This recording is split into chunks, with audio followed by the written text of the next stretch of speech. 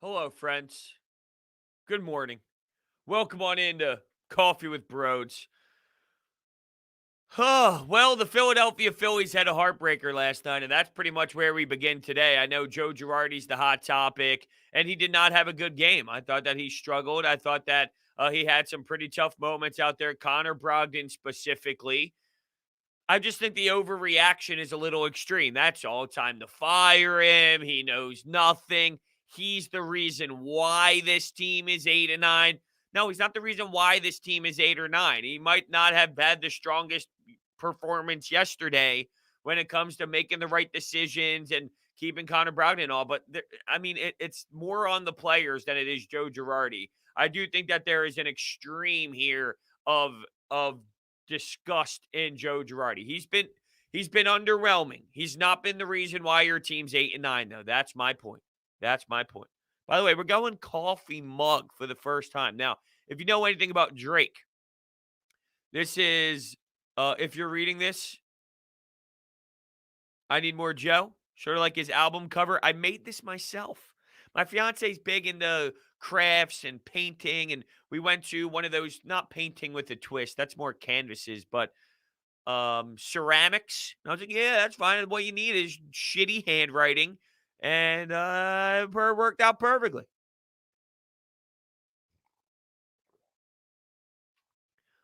Yeah, I mean, this team, like, I hated Zach Wheeler's performance yesterday. I really did. I thought that was the most disappointing of it all. When I look at what happened last night, I am most disappointed with Zach Wheeler than I am Joe Girardi. Zach Wheeler has a 4-0 lead. A 4-0 lead. He ends up, that fifth inning was a disgrace. And just to go over that fifth inning by Zach Wheeler was an absolute joke. Buster Posey, first pitch home run. Darren Ruff works an 8-pitch at bat. That's a walk. An 0-2 count. Let me repeat that. An 0-2 count to La Stella. 2-run bomb to make it a 4-3 game. A 4-pitch walk the next at bat. Luckily, Maton makes an incredible defensive play to get them out of the inning. But, dude, you have a 4-0 lead and you start getting shelled like that. That's a problem to me. Zach Wheeler then in the 6th inning. Buster Posey again to make it 6-4 because Alec Boehm had a shot in between. I was not happy with Zach Wheeler. If we're looking at the problem yesterday, to me, the problem was on the starting pitcher. That's me, though. You know, I can see why people go the route of the manager. I just think it's an overreaction to the bigger picture.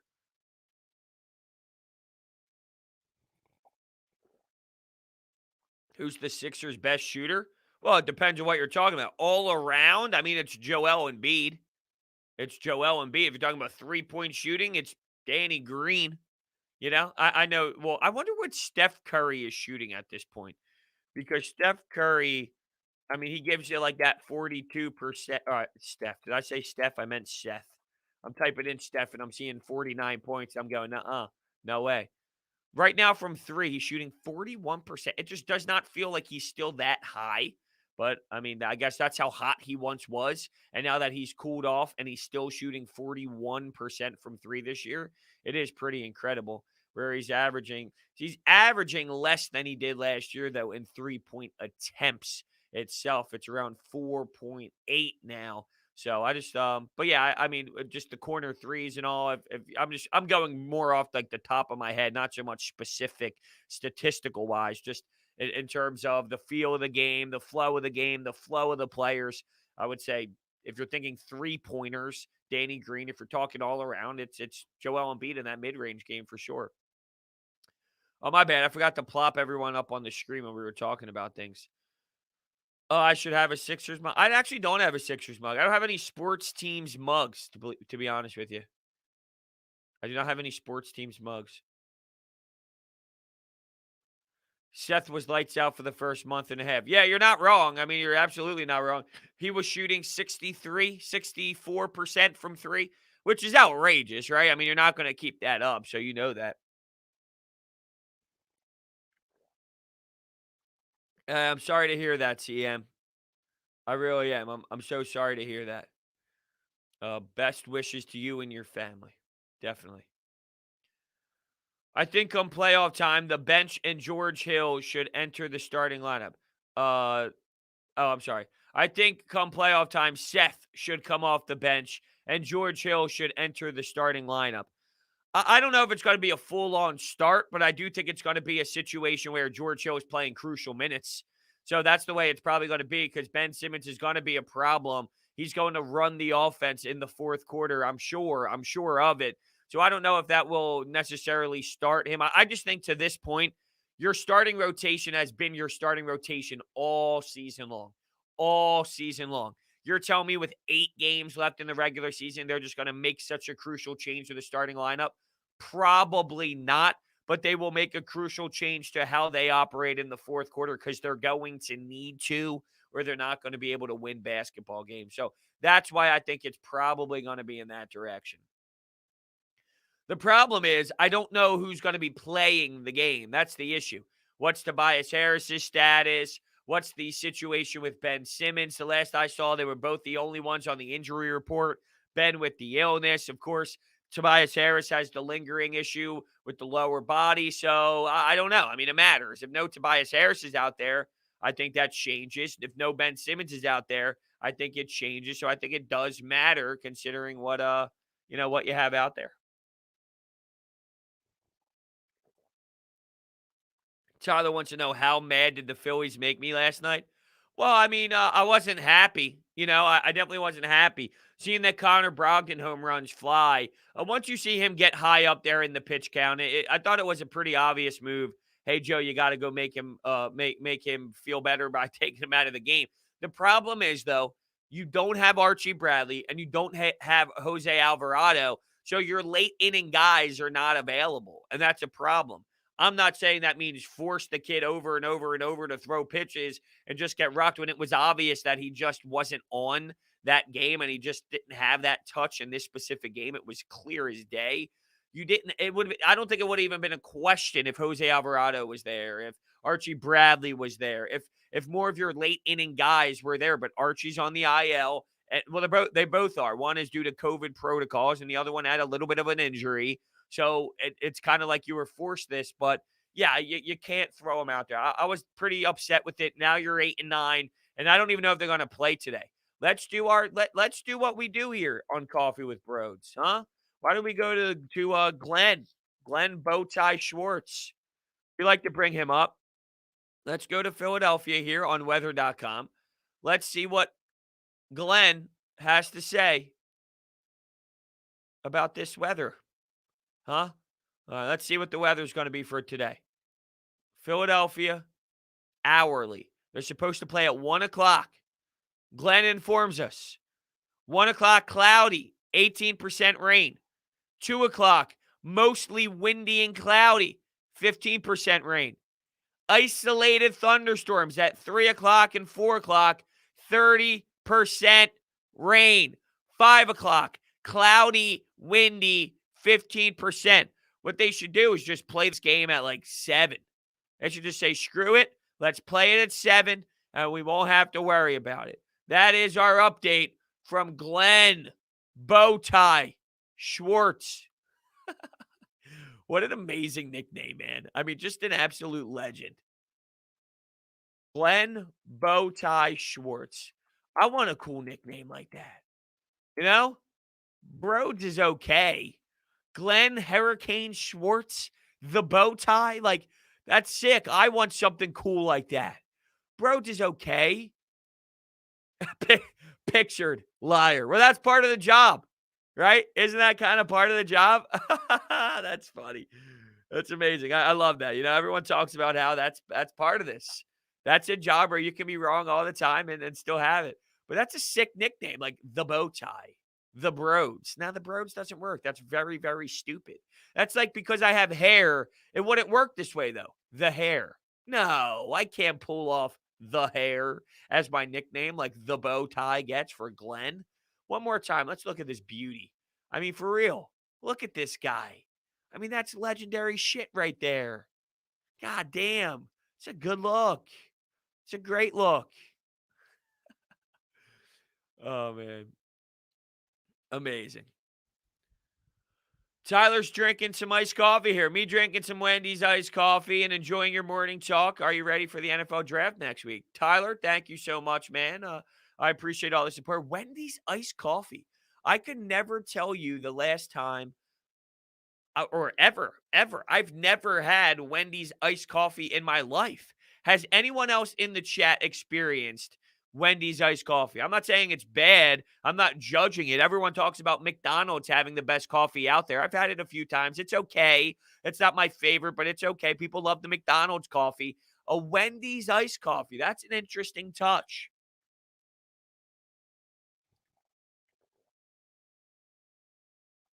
But to answer your question, Tyler, I guess the more important thing here is the conversation about the sports, although the coffee is very important too. I am excited for the draft. I think that I need there's just so much going on for me. So we have what next Friday, right? There's just so much in between now and next Friday for me. I think Monday it'll hit me more. I'm just going to be honest with everyone. I think by Monday it might hit me more that it's draft week. I just don't think it's impacted my life that strong yet. And I think it's because there's so many Phillies games. There's so many Sixers games. You have a back-to-back right now. Then you have the Milwaukee Bucks. Like, I'm more focused on Milwaukee Bucks than Devontae Smith's hand size. I'm more, looking into where Tobias Harris and Ben Simmons is and Joel Embiid's MVP season more than I am are they going to move back into the top 10 or not? Now, once it gets to draft time, different story. The Eagles' first round selection is just as important as any of these things I'm bringing up. A Philly series against the Giants, a back-to-back against Phoenix and Milwaukee. Like, the pick itself is more important than than the things I'm talking about now. It's just the fact that the hype around it is the difference between breaking down a game and talking about if they are going to move up into the top 10 or not, like that type of conversation is different for me. That's me, though. There are people that are the draft experts for a reason. Pete's is the way to go. I had Pete's upstairs, and I was a little underwhelmed with it. I just have the Pete's medium roast. I got pretty much half a bag left. Pretty much. PMAC here says it's hard to believe that all three net stars will be available on a night-to-night basis. Sixers net series, so many injuries. Yeah, you know what? There is this just gut feel that has been brought into me about this Nets team. I just don't think it's going to work, Like, there was a time where I thought, you know what? The Sixers are going to win the title. Then Kevin Durant came back, and he comes off the bench. He doesn't miss a shot, and you get a little bit nervous. Like, really? This dude is special. He's unreal. He does lethal damage. You're going to lose to a Kevin Durant. Who's going to stop a Kevin Durant? And now it's James Harden is having a setback, and Kevin Durant's having a thigh problem, and Kyrie Irving's trying to carry the load. And you know what? I mean, I just don't think it's going to work. I just don't think it's going to work. You could talk about their skill level when they're all on the floor together, and it's going to be, magnificent when they are, if they ever do.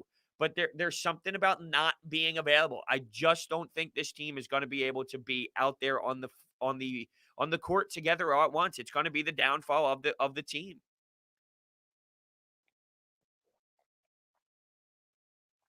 Almost went down the wrong pipe.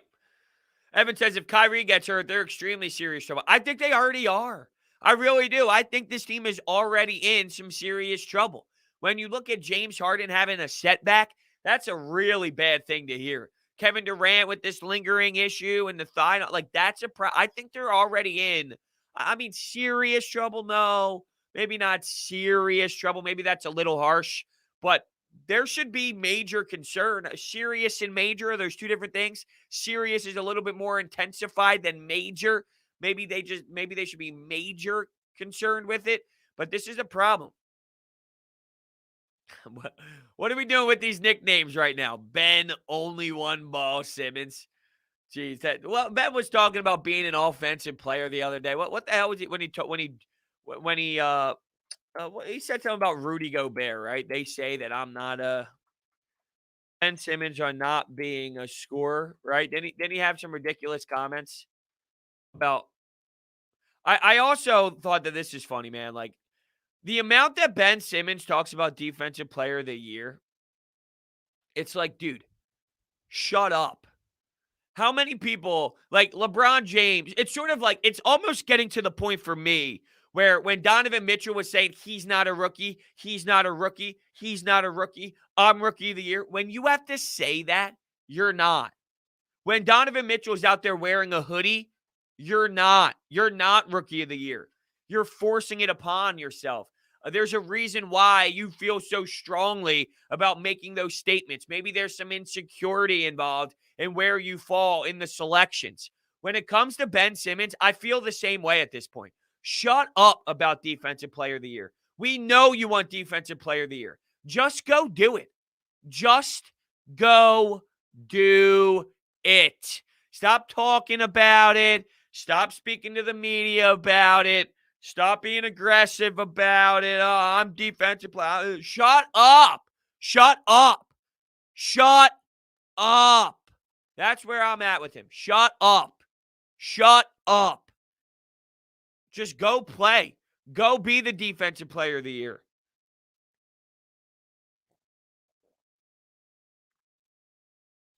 Tyler says, I watched Joel Embiid's funny moments, and I love this man's personality. Yeah, I mean, it is very unique. It is very rare. It is very different. It is very, very out there. And that's the beauty of it, you know? Like, it's just, you'll never see this. It's one of a kind.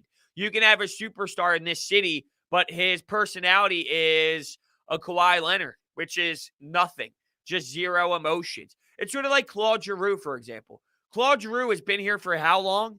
But he doesn't like he does have a connection with the city. I don't want to make it seem like he has no connection with the city because he definitely does. That would be very unfair to say because he does do like he does. He definitely does. He's been here long enough, a long-term tenured captain, but he isn't screaming personality. He doesn't ooze with a bunch of like insane moments, right? Like imagine if you had that out of Joel Embiid. Imagine if Joel Embiid had Claude Giroux's personality.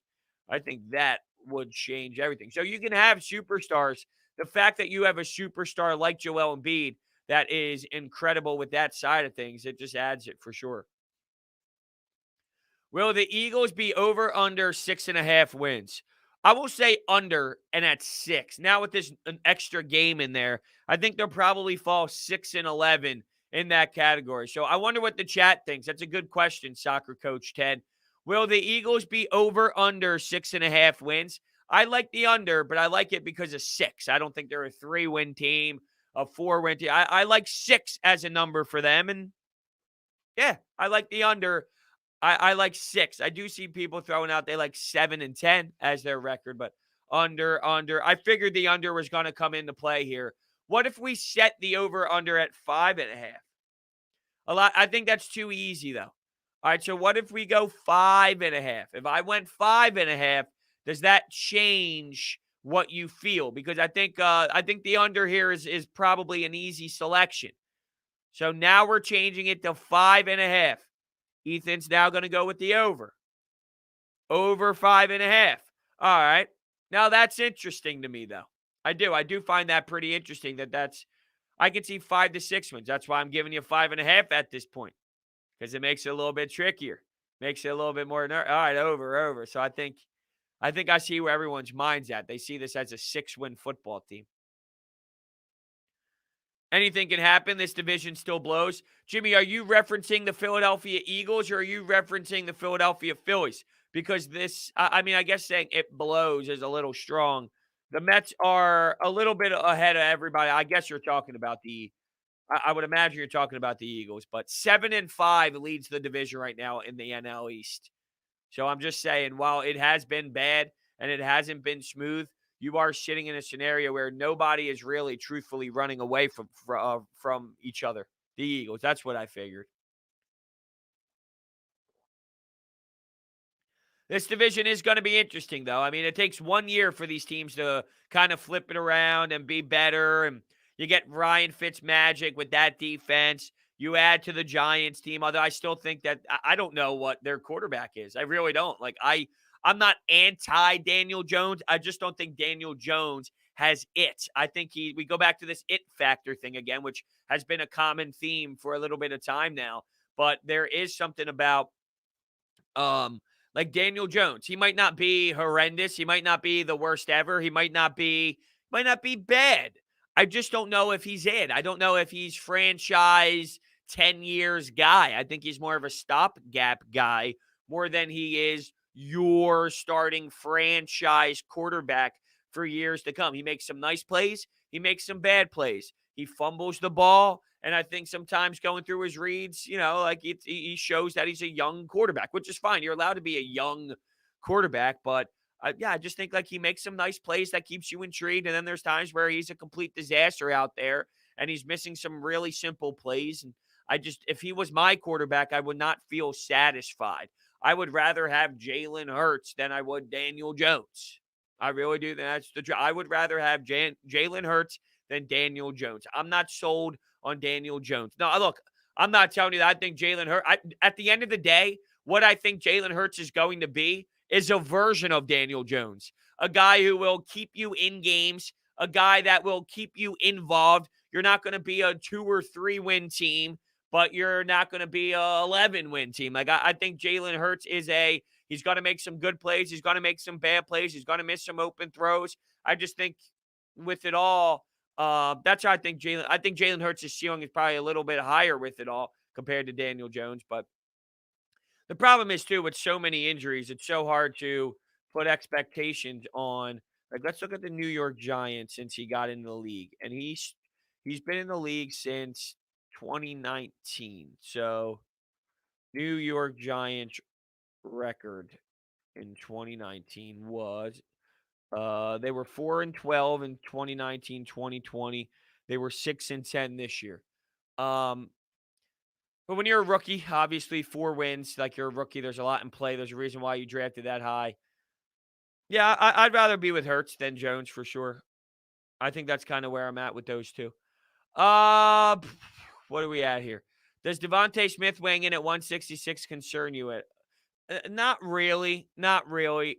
Not me personally, because I've seen the dude play. I've seen the guy fly. I've seen the man be unbelievable. Now, unfortunately, this divide within the Eagles organization is going to split between, hey, this will work. Hey, this won't work. Hey, this is going to be a problem. It's not going to be a problem. And they're probably going to stay away from him is my guess, considering he weighed in at 166. That's going to be franchise-changing numbers for them when it comes to the decision on choosing Devontae Smith or not. Me personally, no. It does not change the way I feel about him. The Joe Show, that is a really hot take, man. That is a really hot take. Why do you feel like Trevor Lawrence is going to be a bust? What in his play scares you? Is it just because everyone's hyped about him that it's like, well, this can't be true? I mean, if you see the intangibles and you see the skill set, it's clearly different than what you've seen in Tua, what you've seen in some of these other quarterbacks. It's not even close. Trevor Lawrence's skill set is not even close to some of these other players that are being talked about. I don't know how. Yeah, I mean, it's every year because of the quarterback position being the quarterback position. There's going to be hype around specific quarterbacks, whether that's Wilson, whether that's Mac Jones, whether that's Trey Lance. There's always going to be quarterbacks that rise because it's the nature of the position. To package a player like Trevor Lawrence up in that category with some of those other quarterbacks, I feel is unfair. And I'm just speculating here, Joe Show, but it does seem like you're saying this just because you're believing it's impossible to live up to the hype just because of everybody saying that that he's going to be great. Well, the problem is, how do we justify bust? What does bust mean? Because if he's an average, what if he's 10-6? Is like, what is bust? What if they're 9-7? I'm not saying for this year. The problem is the Jaguars stink. So he's put in a position where you have Urban Meyer, who has no NFL experience as the head coach here. You're in Jacksonville, and he's going to be on a team that isn't very deep with his first year in play. So the Joe Show comes back and says, if I'm right, you send me a Brodes t-shirt. I'm not against sending you a Brodes t-shirt if you're right. We need to set the ground rules, though, on what bust means because it's very subjective. You could think a bust is 7-9. I could think a bust is 5-11. So what does what does exactly mean? You come back and say exactly. Well, that's unfair to say the quarterback's a bust because the team is bad when he's a rookie in the NFL. So what you're saying is you think he's gonna struggle a little bit because of his environment. That's different than saying he's a bust. No one's expecting someone to walk into the NFL and be the next Tom Brady right off the bat. So I think there's a disconnect on what you mean by when you say he's going to be a bust. You're saying you think the Jaguars are going to be a bad. So you think he's going to be Ryan Leaf. I will take you up on that offer that he's not Ryan Leaf. I will send you, we'll do a virtual handshake right here. Here's the handshake. I will send you a Brodes t-shirt of your choosing, a t-shirt of your choosing. But the problem is we need time here. All right, so what's our time? You're talking about so his rookie year or 3 years. And in 3 years, you get a Brodes t-shirt because I do think it matters. Like first year, I mean, that's unfair to put 1 year on a kid when you know the team's going to be bad. So we got to figure out a timeline. My reasonable timeline would be 3 years, but I mean, 3 years, we got to remember that you are owed or not owed a t-shirt. But at the end of the day, here's the thing. You ain't wrong. Or I ain't wrong. You're wrong. Let me repeat that.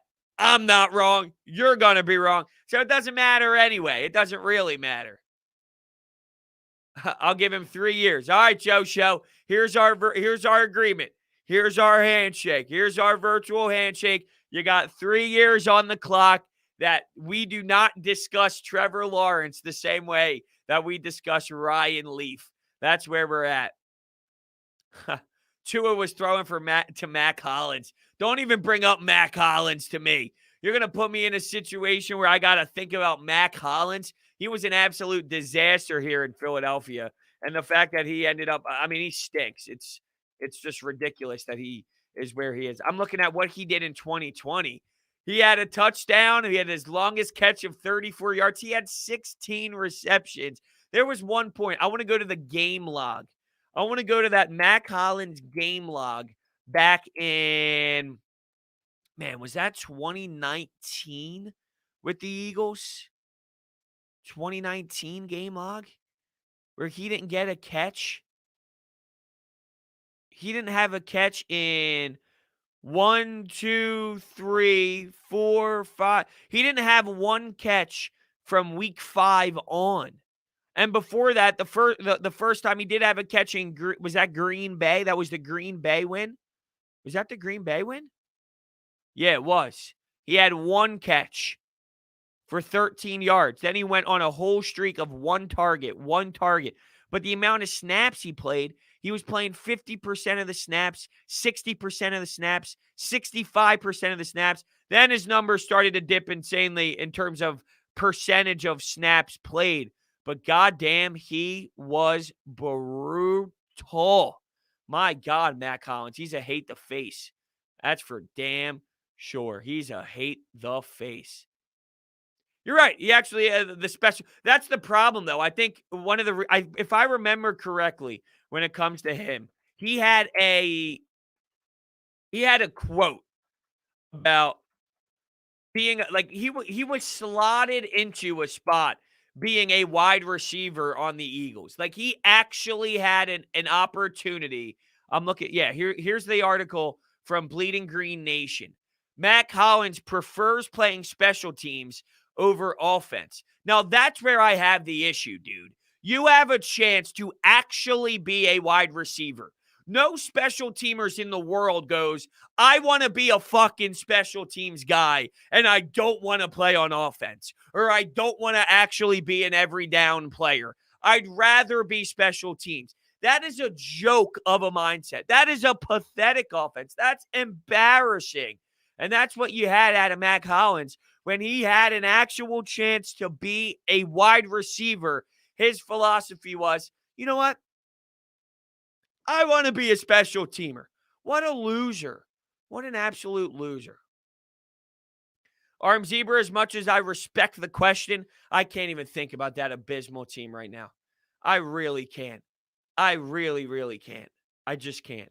Ryan Leaf is arguably the biggest draft bust in NFL history. When I was on the Sports Bash with Mike Gill on 97.3, we actually we had him on, and we were talking about the Carson Wentz drama. We were talking about, because this was during the time of Carson Wentz just completely falling apart and being such a terrible player. And we were talking about, the emotional ride and the ups and downs and going through such tough times emotionally. And it was honestly a pretty unique perspective on things, as you could imagine, going through ups and, of downs, really, after being selected the way that you were.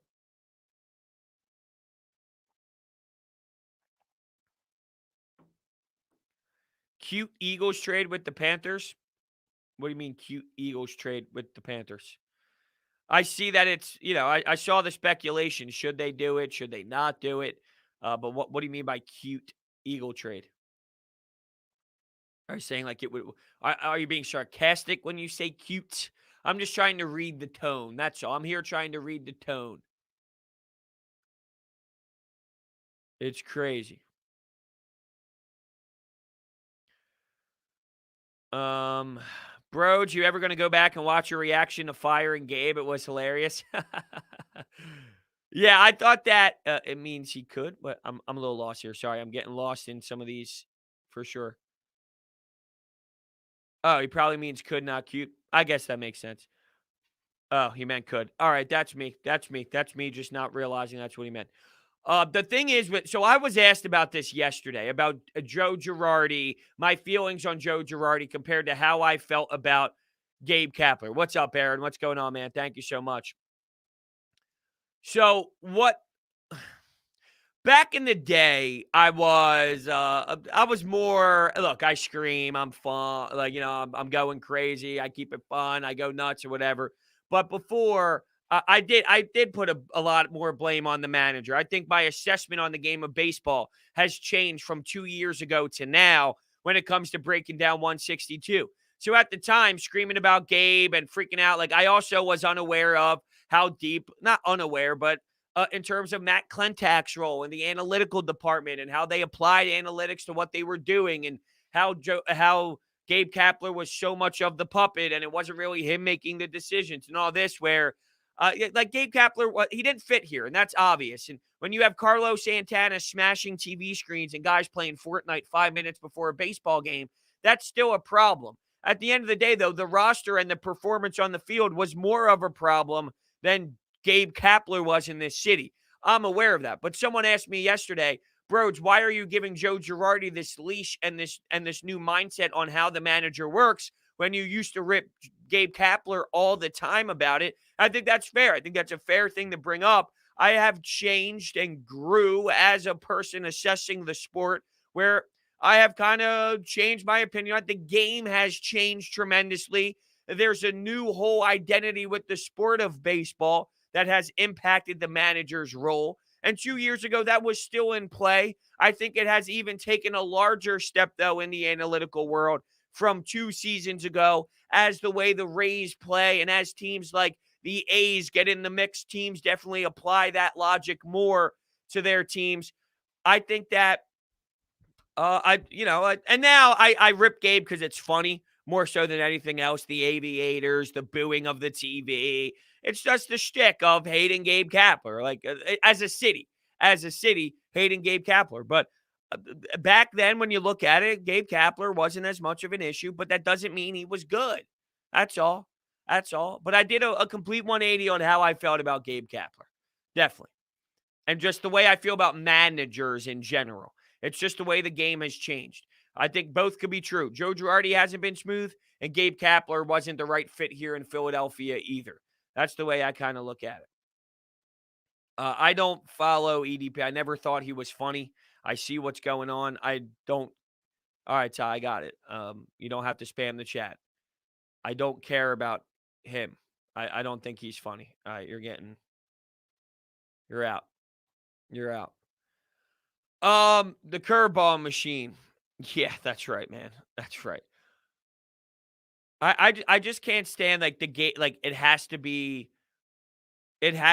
kind of um like this or that. It has to be like Gabe Kapler this, Joe Girardi that, and I get that there was hate towards Gabe Kapler and so much hate that it's naturally going to happen. Sort of like with Carson Wentz. So I do get why it's happening, but I don't at the same time. With Carson Wentz, we are constantly going to be talking about Carson Wentz because of it's tied to Nick Sirianni. It's tied to the firing of Doug Peterson. It's tied to the Eagles front office. So whatever he does, you're going to be talking about that.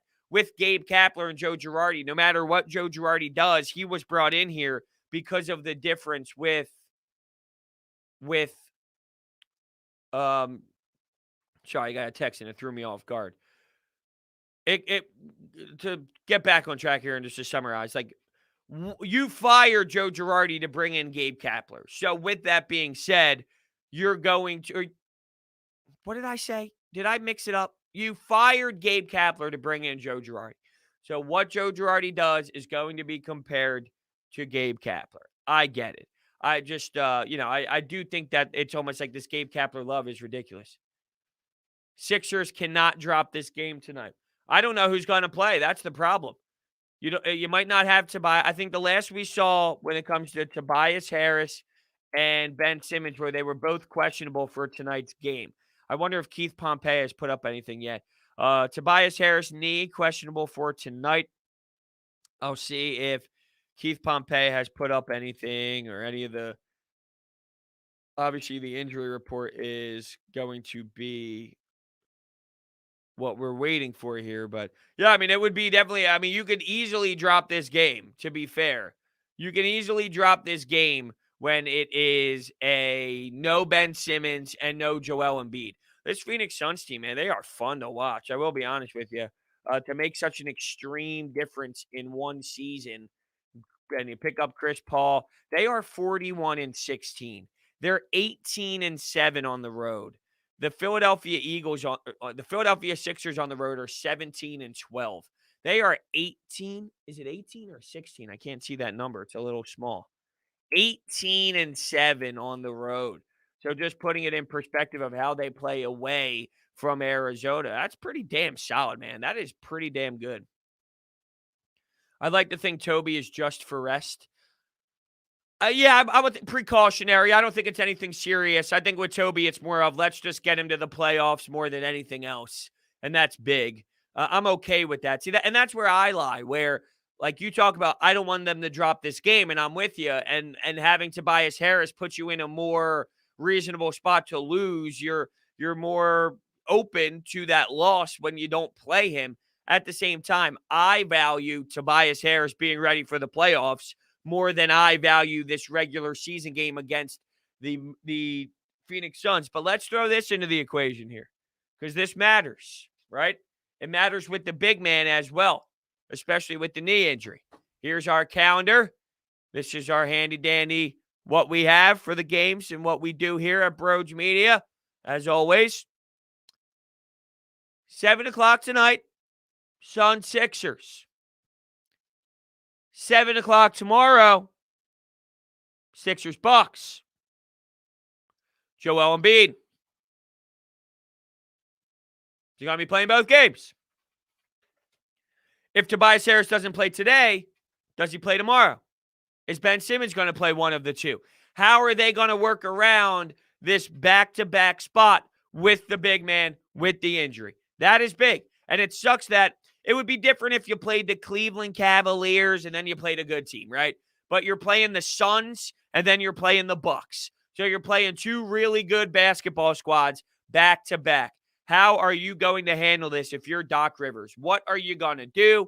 Are you going to play the big man both games? Do you value both of these regular season games? Do you punt the Phoenix Suns to play the Milwaukee Bucks? Do you punt the first game against the Milwaukee Bucks and make it a one game just on Saturday afternoon and say that's the big one, right? I mean, what do you value? You saw the Brooklyn Nets. See, I know that the Sixers value the number one seed way more than the Brooklyn Nets do. We've seen that. So do they Do they see a comfortable lead? Do they see a spot where the Nets are losing basketball games? They're losing their players, so they feel comfortable and they have a little bit of breathing room. Although it's not as heavy as it was just a day ago, 2 days ago. Now they're a half game back again. That happened quick. Holy shit, did that happen quick? I thought that there was more breathing room than that. Where did that go? All right, that changes things. I think you're going to get the players playing. I think you are going to get the players playing. That is for damn sure. Whew. All right, that changes things. That changes things. Is there crazy chat? Like the way I see the chat, I don't see anything happening that is that egregious, Pags.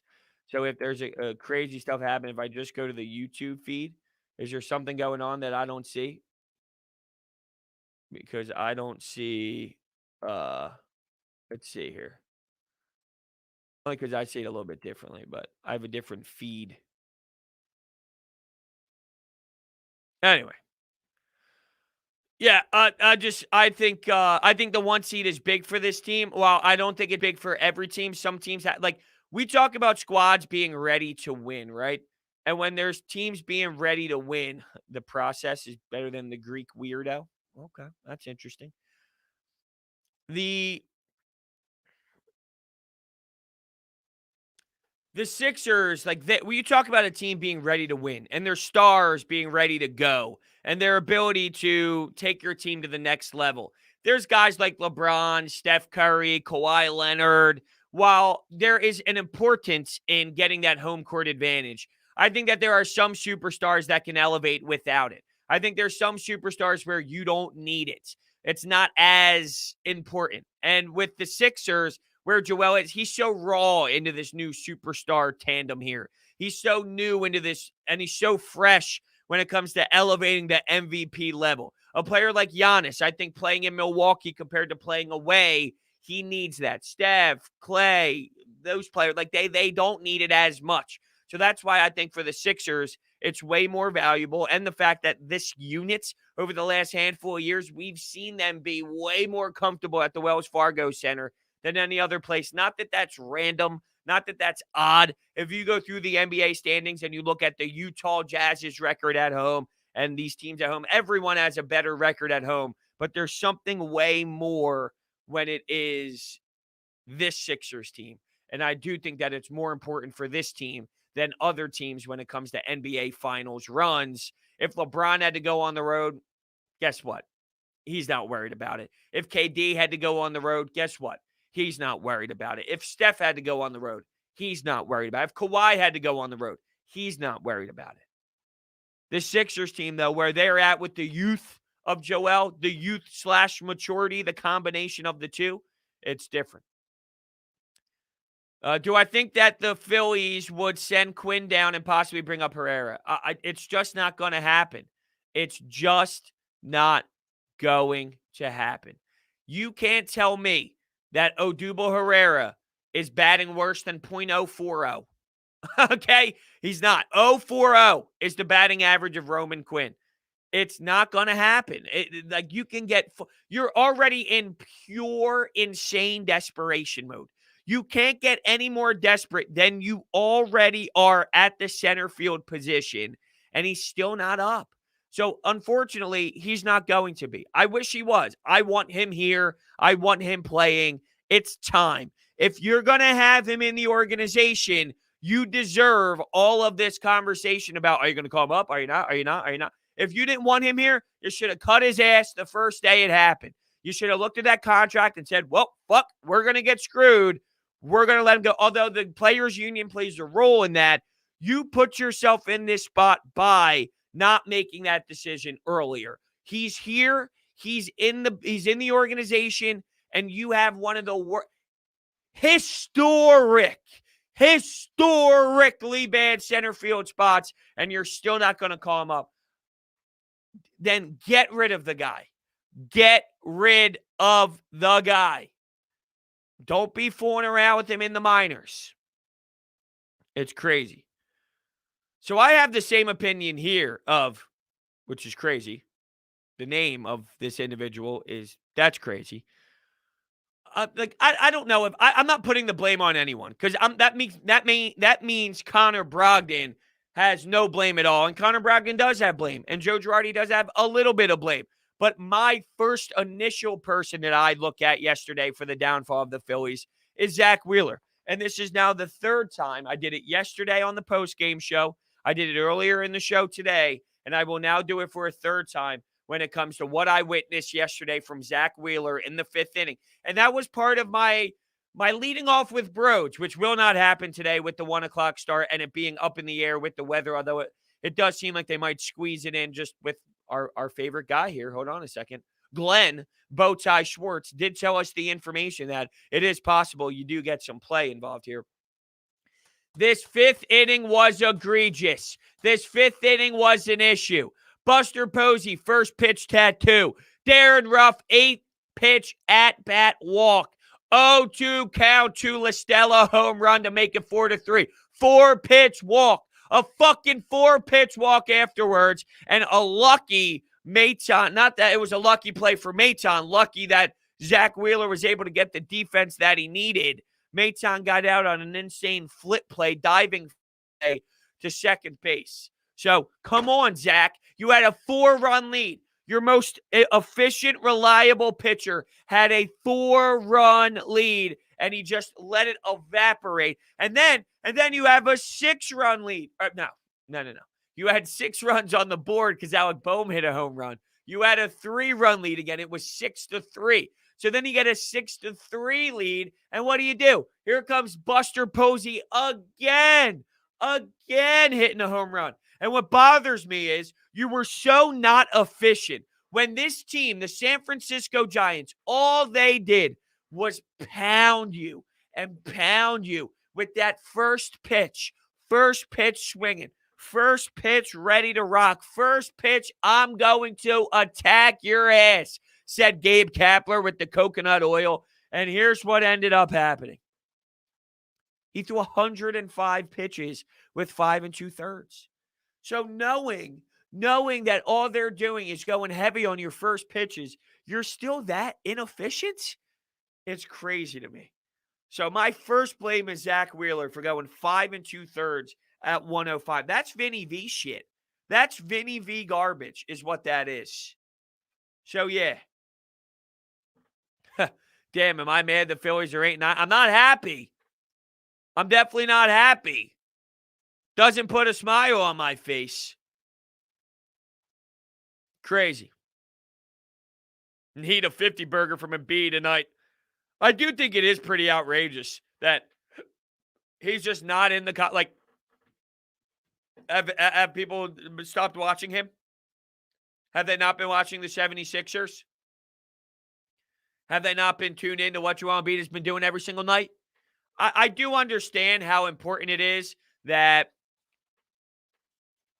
you got to be healthy. And then there's players like Jokic. And here's the thing that I'll say about Jokic. I had Kevin Kincaid of Crossing Broad on The Fanatic with me this past weekend. And I agree completely with him. And I get ripped apart all the time, especially on Coffee with Brodes. It seems this conversation gets brought up more here than anywhere else. Jokic's offensive game, it's different than Embiid's. It's just as dominant, though. Where Joel Embiid is different is the defense. Joel Embiid is just an unbelievable, phenomenal defender, where Jokic doesn't have that. But Jokic plays more basketball games. Offensively, he's averaging 26.4 points per game, 11 rebounds, and almost 9 assists per game, 8.8. More than Ben. We talk about Ben Simmons being an unreal facilitator. He's averaging more assists than Ben Simmons does, as Ben Simmons is averaging right now.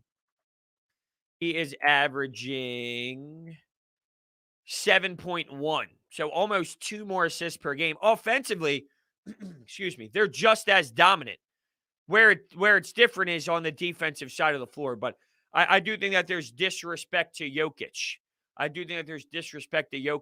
Because we're in this city. And that's where I think that the difference is, though, is games played. But if you look at the whole body of work and the whole defensive side as well, it's different. Joel Embiid is at 39 games. Jokic is at 57. So 18 more basketball games. That does matter. Not that I'm saying Jokic is winning MVP. I'm not saying Jokic is winning MVP. I'm just putting it in perspective with the big man. With the big man. See, this is what I hate. Going back to Joe Girardi, though. Like, this is the moron that I can't stand. Kapler did a better job with less talent and is doing better with the Giants with lower payroll. 2-0 versus Girardi. Yeah, because the fucking players. Right? Like, the fucking players. How does that not matter? Like, okay, so Joe Girardi has better talent. The talent right now is not performing good enough. The talent's not performing. Andrew McCutcheon's sucking. But when Gabe Kapler was here, Andrew McCutcheon wasn't sucking. So hold on a second. Was it Joe Girardi or Gabe Kapler that has now changed where Andrew McCutcheon is in his career? Oh, your hitters can't hit with running and scoring position? Is that anything that Joe Girardi does compared to Gabe Kapler? No. I mean, it's so fucking ridiculous to go, well, he's 2-0 against Girardi. Are you stupid? Are you dumb? I feel like Angelina from Jersey Shore there. Oh, that was bad. That was bad. I just sounded like Angelina in the opening, in the beginning. Oh, no. I don't, oh, God. I'm going to have to take a fucking shower after that one. What the hell just got over me? Yeah, this is why I'm with you here. People act like the managers play 9 spots. Yeah, the thing is, we talk about this every year when it comes to baseball. A manager impacts X amount of games. And out of 162, the amount of games they impact is like, what, 8? 8 games? That's what's crazy. Gabe Kapler gets me going. Like, no, not even. It's just it's not even. It's the manager. It's not Gabe Kapler. It's what does a manager do for the sport of baseball? I think that there's this mindset that they do way more than what they do. They used to. They used to do way more. And I used to be a critic of Gabe, and I was harsh on Gabe, and like I was too harsh on Gabe. Now, with it all, it's pretty damn obvious what a manager's role is in baseball. It's nowhere close to what it once was. It's so analytically driven that it's you're doing this. You do this. It's the 6th inning, you do this. It's the 7th inning, you do this. It's the 8th inning, you do this. Now, Dave Dombrowski does have old school in play. The Phillies are 8-9 and underachieving. Is there a correlation between being 8-9 and underachieving and Dave Dombrowski being a bit old school and allowing Joe Girardi? And that would make it more. Now, if that's the case, though, then fine. I could put more blame on Joe Girardi because that means his gut feel isn't working. The problem is I don't know how much gut feel is in play compared to the analytical world. You have analytics, obviously. They're not throwing all analytics out the window. Where is it, though? Where does the fine line, where's it drawn? Do I like the way analytics are used in baseball? I do. I do, personally. I think every team uses it. Like, people say analytics don't work. You don't think that the Dodgers, like, if you do any research on the Dodgers, the Tampa Bay Rays, you ever hear of them? You know what they do? Okay. Go look who's in the Dodgers front office. Okay? Now, they have talent. They have money. They have heavy analytics. They go heavy analytics. They also have a lot of money and a lot of talent. They use heavy analytics. But because they have talent and they spend money, well, that's not the same as what the Yankees. Well, the Yankees aren't working because of analytics. The Phillies aren't working because of analytics.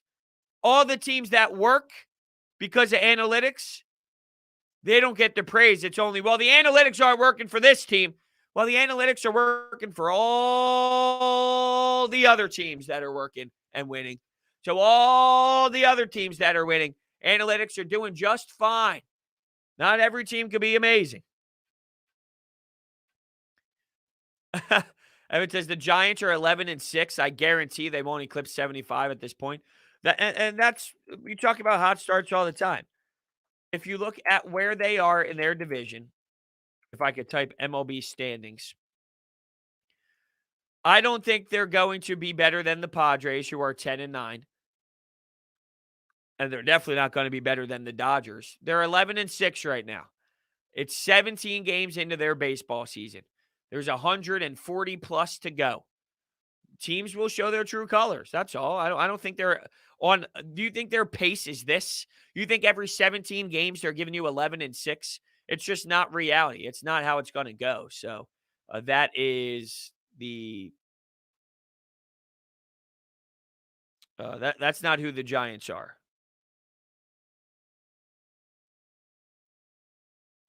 I am right now figuring out what our giveaway is going to be because it is hump day.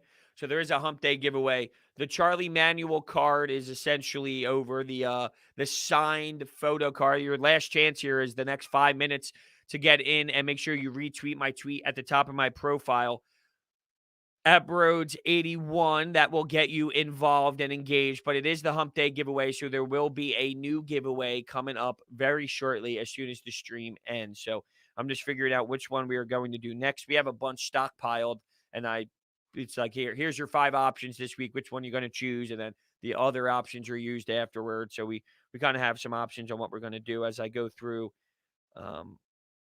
Kind of a third party involved with the giveaways, but I love doing the giveaways. That's for damn sure. Expect another August, September collapse, maybe, but that's probably just because their roster is not good, more so than anything else. And that's where the difference is. I wish analytics could bet. He's worse than that, Joe.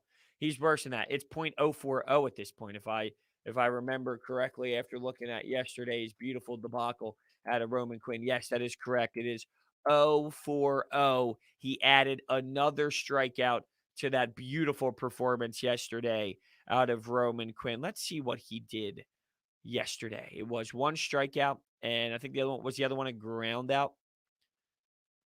And his 2 at bats, a strike. He stinks. He stinks. And they keep putting him out there, dude. They keep. Pags comes in with the $10 donation here at the end of the show. Great show as always. Definitely make mornings while working way more tolerable. Pags, do you work at home? Do you work at home, or are you in an office, or what do you do? Not to get too personal, a little curious. You know what I mean? You talk about while working, when you're working from home, a little computer, some Excel spreadsheets. You don't have to go too deep into it. I'm not saying you got to go too deep into it here, but yeah, I'm curious what you do these days. That's all. That's all. And if nobody knows, which nobody should know this, Pags and I used to play hockey together back in the day. Back when we were what? Like, I don't even know, 9, 10, 11, 12 years old, 13 years old. We were teammates for quite some time. We played a lot together. Muck and grind, blocked some shots, did the dirty work.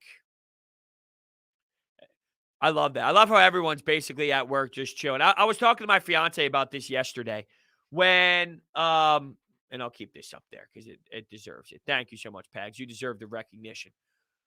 When when we all go back to work again in normal life, where it's like, oh, I got to wake up at 6 a.m., take the Paco into Philadelphia, walk to my office, get home at 5 o'clock, be extremely tired. How is this world going to operate? How are people going to be able to go back to a standard world where you actually had to wake up and go to work? I just think that that's crazy that it's going to happen again, and we're not going to be able to function. We're not going to know how to function again. Love that, because I love that you put this in parentheses because you are correct. I have no fucking clue what that means, but I'm going to applaud you for having a job that I don't know. It sounds legit. It sounds amazing. It sounds phenomenal. I love yeah, I hope we never go back to work. I'm with you there. Although my job at this point is going to be from home no matter what it is. But I do enjoy the fiance being home, going upstairs when I'm in the office, make my coffee. She's at her office, or she's on her 4 laptops going. She's got 2. I don't know why I said 4. Work laptop, personal laptop, going to town, Excel spreadsheet. Yeah, I know what I'm saying. It is nice to have her here all the time. All right, everyone. With that being said, I want to thank you all for hanging out with Coffee with Brodes today. Be on the lookout here with the Brodes giveaway, it will be up in a little bit of time. It's not going to be up as soon as this stream's over. I just got to figure out a couple things here, but the giveaway will be up today on my Twitter at Brodes81. Make sure you are staying in tune, staying engaged. Thank you all, and I'll catch you later on. We got 2 games tonight. No leading off with Brodes today. No leading off with Brodes today. No leading off with Brodes today. Just saying. See you guys.